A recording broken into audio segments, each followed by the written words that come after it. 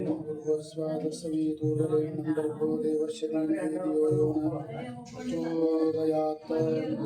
ॐ अग्निदेवताभ्यो नमः। त्र्यम्बकं यजामहे सुगन्धिं पुष्टिवर्धनं पूर्वारुकमेव वन्दनां मृत्योर्मुक्षीयमामृतात्। ॐ श्री महालक्ष्मी देवताभ्यो नमः। ಹಾಲು ಕಾಸಬಾರ್ದ್ರೆ ಬೇಗ ಕಾಯೋದಿಲ್ಲ ಹಾಲು ಬರೀ ಆದ್ರೆ ನೀರು ಹಾಕಿರ ಲಗುನ ಕಾಯ್ತಾವ್ರಿ. ಆಮೇಲೆ ಗಾಳಿ ಒಂದು ಆಡೋದಿಲ್ಲ ಅದಕ್ಕೆ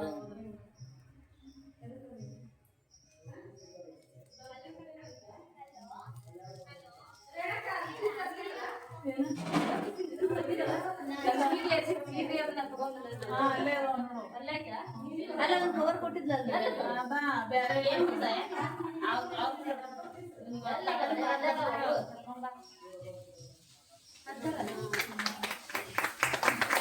ಸಾಂಬದೇವ ಪಾರ್ವತಿ ಪರಮೇಶ್ವರ ಮಹಾದೇವ ನೋಡಬೇಕು.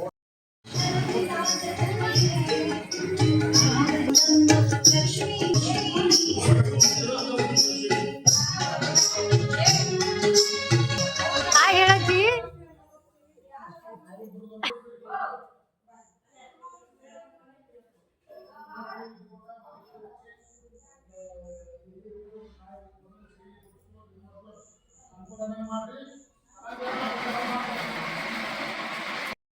ನೋಡ್ರಿ ದಶ ಅಂದ್ರ ಇವಕ್ಕೆ ಏನಂತಾರ್ರಿ ನವಗ್ರಹ ಅಂತಾರೆ. ದಶಗ್ರಹ ಅನ್ನೋದಿಲ್ಲ ಹೌದಲ್ರಿ. ದಶ ಅನ್ಬೇಕಪ್ಪ ಅಂದ್ರ ಇನ್ನು ಒಂದು ಕಲಶವನ್ನ ನಾವು ಸ್ಥಾಪನೆ ಮಾಡ್ಬೇಕಾಗ್ತದ, ಹಂಗ ಮಾಡಕ ಬರೋದಿಲ್ಲ ಹೌದಲ್ರಿ. ದಶ ಅಂದ್ರೆ 10, ನವ ಅಂದ್ರೆ 9. 9 ಗ್ರಹಗಳಲ್ಲಿ ಪ್ರಥಮ ಗ್ರಹ ಯಾವ್ದಪ್ಪ ಅಂದ್ರೆ ಅದು ಸೂರ್ಯದೇವ. ಸೂರ್ಯದೇವ ಕೆಂಪು ಬಟ್ಟೆ ಮತ್ತು ಗೋಧಿ ಧಾನ್ಯವನ್ನು ಹೊಂದಿರತಕ್ಕಂಥವನು ಸೂರ್ಯದೇವ. 8 ಗ್ರಹಗಳಿಗೆ ಇವ ಅಧಿಪತಿಯಾಗಿರುವಂತವನು. ಈ ಸೂರ್ಯದೇವ ಏನ್ ಮಾಡ್ತಾನಪ್ಪ, ಜಗತ್ತಿಗೆ ಬೆಳಕನ್ನು ಕೊಡತಕ್ಕಂಥವನು. ಈ ಸೂರ್ಯನ ಕಿರಣಗಳಿಂದ ಜಲಚ ಜೀವನವನ್ನ ಮಾಡ್ತಾರ. ಈ ಸೂರ್ಯನ ಕೆಲಸ ಏನಪ್ಪಾ, ಬೆಳಿಗ್ಗೆ 6ರಿಂದ ಸಂಜೆ 6ರವರೆಗೂ ತನ್ನ ಕೆಲಸವನ್ನ ಮಾಡುವಂತವನು ಯಾರಪ್ಪ ಅಂದ್ರೆ ಈ ಸೂರ್ಯದೇವ.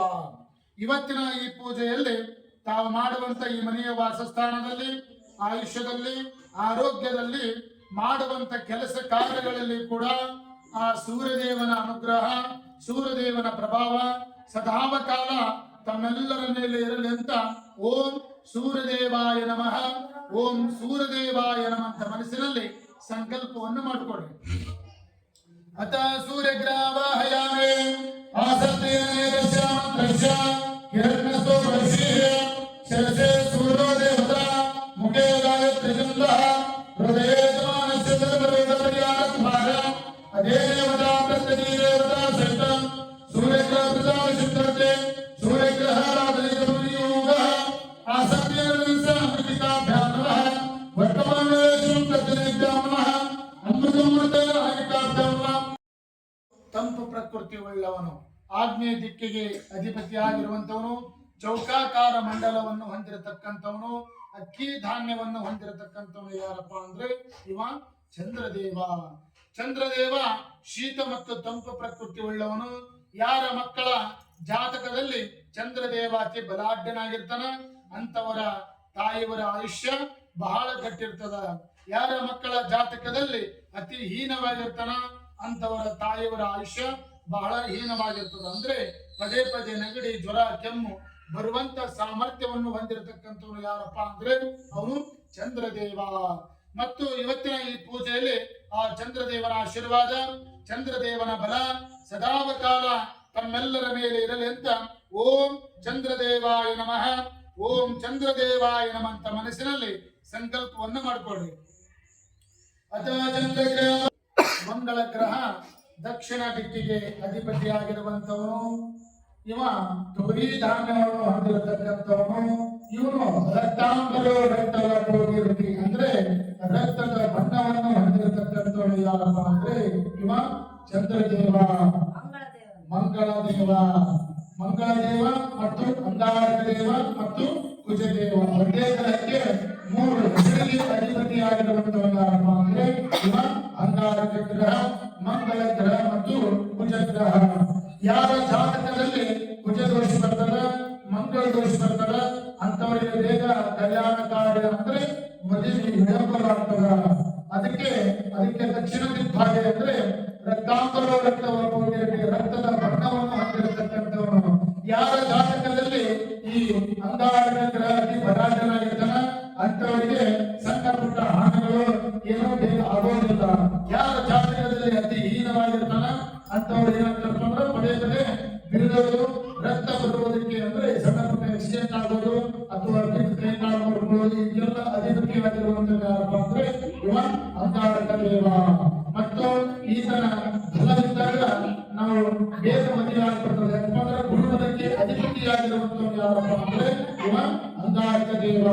ಅದಕ್ಕೆ ಇವತ್ತಿನ ಈ ಪೂಜೆಯಲ್ಲಿ ತಾವು ಮಾಡುವಂತ ಈ ಮನೆಯ ವಾಸಸ್ಥಾನದಲ್ಲಿ ಆಯುಷ್ಯದಲ್ಲಿ ಆರೋಗ್ಯದಲ್ಲಿ ಕೂಡ ಯಾವುದೇ ತರಹದ ದೋಷವಿದ್ರೂ ಕೂಡ ಆ ಅಂಗಾರಕ ದೇವರ ಆಶೀರ್ವಾದದಿಂದ ಆ ದೋಷ ನಿವಾರಣೆ ಆಗಲಿ ಅಂತ ಓಂ ಅಂಗಾರಕ ದೇವಾಯ ನಮಃ, ಓಂ ಅಂಗಾರಕ ದೇವಾಯ ನಮಃ ಅಂತ ಮನಸ್ಸಲ್ಲಿ ಸಂಕಲ್ಪವನ್ನು ಮಾಡಿಕೊಳ್ಳಿ. ಅತ ಅಂಗಾರಕ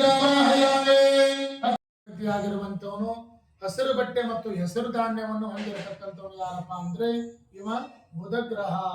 ಬಾಣಾಕಾರ ಮಂಡಲಿ ಅಂದ್ರೆ ಬಾಣದ ಗುರುತನ್ನು ಹೊಂದಿರತಕ್ಕಂಥವನು ಯಾರಪ್ಪ ಅಂದ್ರೆ ಇವ ಬುಧಗ್ರಹ.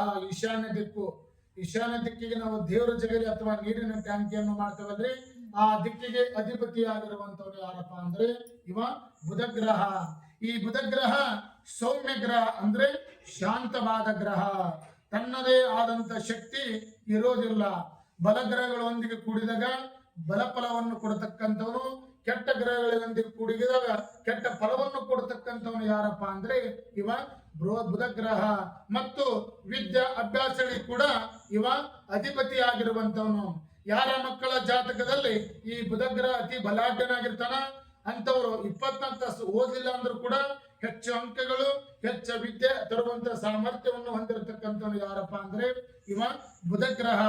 ಯಾರ ಜಾತಕದಲ್ಲಿ ಈ ಬುಧಗ್ರಹ ಅತಿ ಹೀನವಾಗಿರ್ತಾನ ಅಂತವರು 24 ತಾಸು ಓದಿದ್ರು ಕೂಡ ಹೆಚ್ಚು ಅಂಕಗಳು ಬರುವುದಕ್ಕೆ ಸಮಸ್ಯೆ ಇರ್ತದ. ಅದಕ್ಕೋಸ್ಕರವಾಗಿ ಈ ಬುಧಗ್ರಹನ ಆಶೀರ್ವಾದ, ಬುಧಗ್ರಹನ ಬಲ ಸದಾವಕಾಲ ತಮ್ಮೆಲ್ಲರ ಮೇಲೆ ಇರಲಿ ಅಂತ ಓಂ ಬುಧದೇವಾಯ ನಮಃ, ಓಂ ಬುಧದೇವಾಯ ನಮಃ ಅಂತ ಮನಸ್ಸಿನಲ್ಲಿ ಸಂಕಲ್ಪವನ್ನು ಮಾಡಿಕೊಳ್ಳಿ. ಸೂರ್ಯ, ಚಂದ್ರ, ಮಂಗಲ, ಬುಧ ಆದ ನಂತರ ಬರುವಂತವನು ಯಾರಪ್ಪ ಅಂದ್ರೆ ಅವ ಗುರುಗ್ರಹ ಮತ್ತು ಬೃಹಸ್ಪತಿ ಗ್ರಹ. ಪಂಚಮ ಗ್ರಹ. 9 ಗ್ರಹಗಳಲ್ಲಿ 5ನೇ ಗ್ರಹ ಯಾವ್ದಪ್ಪ ಅಂದ್ರೆ ಅದು ಗುರುಗ್ರಹ. ಈ ಗುರುಗ್ರಹ 9 ಗ್ರಹಗಳಿಗೆ 8 ಗ್ರಹಗಳಿಗಿಂತಲೂ ಅತಿ ದೊಡ್ಡವಾದ ಗ್ರಹ ಮತ್ತು ಕಡಲೆ ಧಾನ್ಯವನ್ನು ಹೊಂದಿರತಕ್ಕಂಥವನು ಯಾರಪ್ಪ ಅಂದ್ರೆ ಅವ ಗುರುಗ್ರಹ.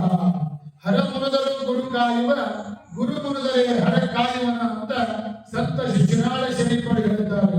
ಗುರುವಿನ ಗುಲಾಮನಾಗುವ ತನಕ ಧರಿಯುವುದನ್ನು ಮುಗಿದಿ. ಅಂದ್ರೆ ಗುರುವಿನ ಗುಲಾಮ ಅಂದ್ರೆ ಏನಪ್ಪ? ಒಳ್ಳೆ ಮಾರ್ಗದಲ್ಲಿ ಇರುವುದು, ಒಳ್ಳೆ ಕೆಲಸಗಳನ್ನು ಮಾಡುವುದು, ತಮ್ಮ ಮನೆ ಗುರುಗಳ ಆಶೀರ್ವಾದ, ವಿದ್ಯಾ ವಿನಯ ಕಲಿಸಿದಂತ ಗುರುಗಳ ಆಶೀರ್ವಾದ, ಒಂದು ತುತ್ತು ಅನ್ನಕ್ಕಾಗಿ ದಾರಿ ಯಾರು ತೋರಿಸಿರ್ತಾರೋ ಅವರೆಲ್ಲರ ಗುರುಗಳ ಆಶೀರ್ವಾದ ಸದಾಕಾಲ ತಮ್ಮೆಲ್ಲರ ಮೇಲೆ ಇರಬೇಕು. ಅಂದಾಗ ಮಾತ್ರ ನಾವು ಮಾಡುವಂತ ಕೆಲಸ ಕಾರ್ಯಗಳಲ್ಲಿ ಜಯ ಇರ್ತದ. ಮುಂದೆ ಗುರಿ ಇರಬೇಕು, ಹಿಂದೆ ಗುರಿಗಳ ಆಶೀರ್ವಾದವಿರಬೇಕು. ಅಂದಾಗ ಮಾತ್ರ ನಾವು ಮಾಡುವಂತ ಕೆಲಸ ಕಾರ್ಯಗಳು ಜಯಶಾಲಿ ಆಗ್ತವ. ಮತ್ತು ಕಡಲೆ ಧಾನ್ಯ, ಕಡಲೆ ಕಾಳಿಗಿಂತ ಗಟ್ಟಿಯಾದ ಕಾಳು ಯಾರು ಇಲ್ಲ. ಕಡಲೆ ಧಾನ್ಯವನ್ನು ಹೊಂದಿರತಕ್ಕಂಥವ್ರು ಯಾರಪ್ಪ ಅಂದ್ರೆ ಇವ ಬೃಹಸ್ಪತಿ ಗ್ರಹ. ಈ ಬೃಹಸ್ಪತಿ ಗ್ರಹನ ಆಶೀರ್ವಾದ, ಬೃಹಸ್ಪತಿ ಗ್ರಹನ ಬಲ ಸದಾವಕಾಲ ಇರಲಿ ಅಂತ ಓಂ ಬೃಹಸ್ಪತಿ ದೇವಾಯ ನಮಃ, ಓಂ ಬೃಹಸ್ಪತಿ ದೇವಾಯ ನಮಃ ಅಂತ ಮನಸ್ಸಿನಲ್ಲಿ ಸಂಕಲ್ಪವನ್ನು ಮಾಡಿಕೊಳ್ಳಿ. ಬೃಹಸ್ಪತಿ 9 ಗ್ರಹಗಳಲ್ಲಿ 6ನೇ ಗ್ರಹ ಯಾವ್ದಪ್ಪ ಅಂದ್ರೆ ಅದು ಶುಕ್ರ ಗ್ರಹ. ಪೂರ್ವ ದಿಕ್ಕಿಗೆ ಅಧಿಪತಿಯಾಗಿರುವಂತವನು, ಅವರಿ ಬಟ್ಟೆ ಮತ್ತು ಬಿಳೆ ಬಣ್ಣವನ್ನು ಹೊಂದಿರತಕ್ಕಂಥವ್ರು ಯಾರಪ್ಪ ಅಂದ್ರೆ ಅವನು ಶುಕ್ರ ಗ್ರಹ. ಶುಕ್ರ ಗ್ರಹ ಪೂರ್ವ ದಿಕ್ಕಿಗೆ ಅಧಿಪತಿಯಾಗಿರುವಂತವನು. ಶುಕ್ರ ಗ್ರಹ ಏನ್ ಕೆಲಸ ಮಾಡ್ತಪ್ಪ ಅಂದ್ರೆ ಶುಕ್ರ ದಶೆಯನ್ನು ತರತಕ್ಕಂಥವನು. ನಾವು ಕೆಲಸ ಮಾಡ್ಬೇಕಾದ್ರೂ, ನೌಕರಿ ಮಾಡ್ಬೇಕಾದ್ರೂ, ಮನೆ ಕಟ್ಟಬೇಕಾದ್ರೂ, ಜನ ಖರೀದಿ ಮಾಡಬೇಕಾದ್ರೂ, ಹೊರ ಖರೀದಿ ಮಾಡಬೇಕಾದ್ರೂ, ಏನೇ ಖರೀದಿ ಮಾಡ್ಬೇಕಾದ್ರೂ ನಮ್ಗೆ ಏನ್ ಬೇಕ್ರಿ? ಶುಕ್ರ ಬೇಡ್ರಿ, ರೊಕ್ಕ ಬೇಕ್ರಿ. ಶುಕ್ರದಶ ಇರ್ಬೇಕ್ರಿ. ರೊಟ್ಟಿದ್ರೆ ನಾವೆಲ್ಲ ಖರೀದಿ ಮಾಡಬೇಕಾಗ್ತದ. ರೊಟ್ಟಿಗೆ ಲಕ್ಷ್ಮಿಗೆ ಅಧಿಪತಿಯಾಗಿರುವಂತವ ಯಾರು? ಅವ ಶುಕ್ರ ಗ್ರಹ. ಶುಕ್ರ ಗ್ರಹ ಲಕ್ಷ್ಮಿಗೆ ಅಧಿಪತಿಯಾಗಿರುವಂತವನು. ಲಕ್ಷ್ಮಿ ಯಾರ ಮಗಳಪ್ಪ?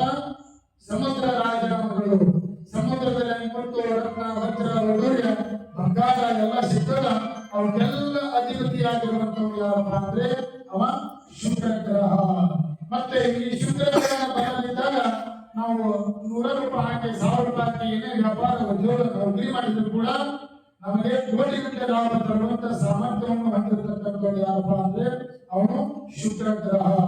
ಶುಕ್ರ ಗ್ರಹ ಬರಲಿದ್ದಾಗ ನಾವು ಕೋಟಿಗಟ್ಟಲೆ ಹಾಕಿ ವ್ಯಾಪಾರ ಉದ್ಯೋಗ ನೌಕರಿ ಏನೇ ಮಾಡಿದ್ರು ಕೂಡ 1000 ರೂಪಾಯಿ ಕೂಡ ಲಾಭ ಆಗೋದಿಲ್ಲ. ಅದಕ್ಕೆ ಶುಕ್ರ ಗ್ರಹ ಬರ, ಶುಕ್ರ ಗ್ರಹದ ಆಶೀರ್ವಾದ ಸದಾಕಾಲ ನಮ್ಮೆಲ್ಲರ ಮೇಲೆ ಇರಲಿ. ತಾವು ಮಾಡುವಂತ ಈ ಮನೆಯ ವಾಸಸ್ಥಾನದಲ್ಲಿ, ಮಕ್ಕಳ ವಿದ್ಯಾಭ್ಯಾಸದಲ್ಲಿ, ಆಯುಷ್ಯದಲ್ಲಿ, ಆರೋಗ್ಯದಲ್ಲಿ ಯಾವುದೇ ತರಹದ ದೋಷವಿದ್ರೂ ಕೂಡ ಆ ಶುಕ್ರ ಗ್ರಹದ ಆಶೀರ್ವಾದದಿಂದ ಆ ದೋಷ ನಿವಾರಣೆ ಆಗಲಿ ಅಂತ ಮನಸ್ಸಿನಲ್ಲಿ ಓಂ ಶುಕ್ರದೇವಾಯ ನಮಃ, ಓಂ ಶುಕ್ರದೇವಾಯ ನಮಃ ಅಂತ ಮನಸ್ಸಿನಲ್ಲಿ ಸಂಕಲ್ಪವನ್ನು ಮಾಡಿಕೊಳ್ಳಿ. ಅದು ಶನಿಗ್ರಹ. ಶನಿಗ್ರಹ ಎಲ್ಲರಿಗೂ ಗೊತ್ತಿರ್ತದೆ.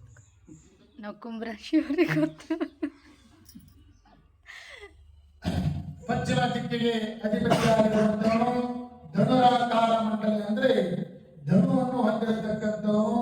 ತಿಲಧಾನ್ಯ ಅಂದ್ರೆ ಎಣ್ಣಿಗೆ ಕರೆ ಎಣ್ಣು ಅಧಿಪತಿಯಾಗಿರುವಂತವನು ಯಾರಪ್ಪ ಅಂದ್ರೆ ಅವನು ಶನೀಶ್ವರ ಗ್ರಹ.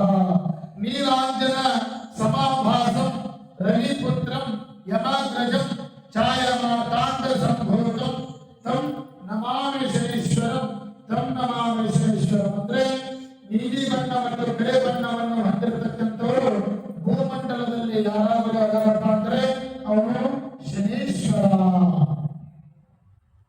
ನೀಲಾಂಜನ ಸಮಾಭಾಸಂ ರವಿಪುತ್ರಂ ಅಂದ್ರೆ ಸೂರ್ಯನ ಮಗನಾಗಿರುವಂತವನು ಶನೀಶ್ವರ.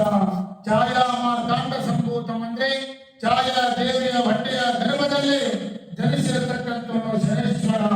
ಯಮಾಗ್ರಜ ಯಮನಿಗೆ ಅಣ್ಣನಾಗಿರುವಂತವನು ಶನೀಶ್ವರ. ಇವತ್ತಿನ ಈ ಪೂಜೆಯಲ್ಲಿ ತಾವು ಮಾಡುವಂತ ಕೆಲಸ ಕಾರ್ಯಗಳಲ್ಲಿ, ಮಕ್ಕಳ ವಿದ್ಯಾಭ್ಯಾಸದಲ್ಲಿ, ಆಯುಷ್ಯದಲ್ಲಿ, ಆರೋಗ್ಯದಲ್ಲಿ ಮತ್ತು ಈ ಮನೆಯ ವಾಸಸ್ಥಾನದಲ್ಲಿ ಕೂಡ ಯಾವುದೇ ತರಹದ ದೋಷವಿದ್ದರೂ ಕೂಡ ಶನೀಶ್ವರನ ಆಶೀರ್ವಾದ, ಶನೀಶ್ವರನ ಬಲ ಸದಾಕಾಲ ಇರಲಿ ಅಂತ ಓಂ ಶಂ ಶನೀಶ್ವರಾಯ ನಮಃ ಅಂತ ಮನಸ್ಸಿನಲ್ಲಿ ಸಂಕಲ್ಪವನ್ನು ಮಾಡಿಕೊಳ್ಳಿ. ಕೆಳಗಿಟ್ಟಾರ ನೋಡ್ರಿ. ಗಣಪತಯ ನಮಃ. ಉಗ್ರಗುಂಡ ಮಹಾಕಾಯ ಸೂರ ಸರ್ವಕಾರ್ಯ ಓಂ ಗಂ ಗಣಪತಯೇ ಸ್ವಾಹಾ. ಓಂ ಗಂ ಗಣಪತಯೇ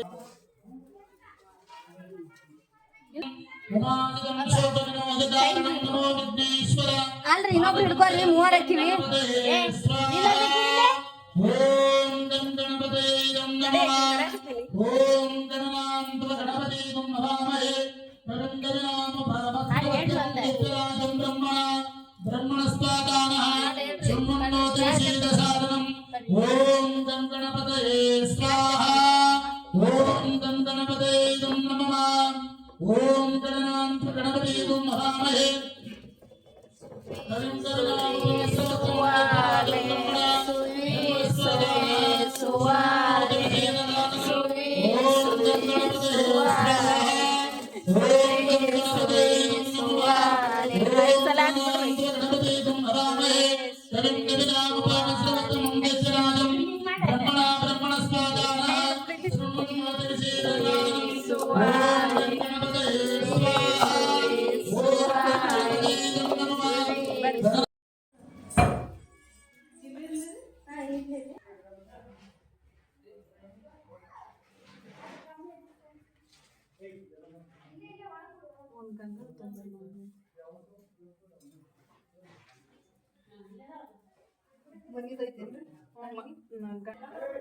ಮನೆ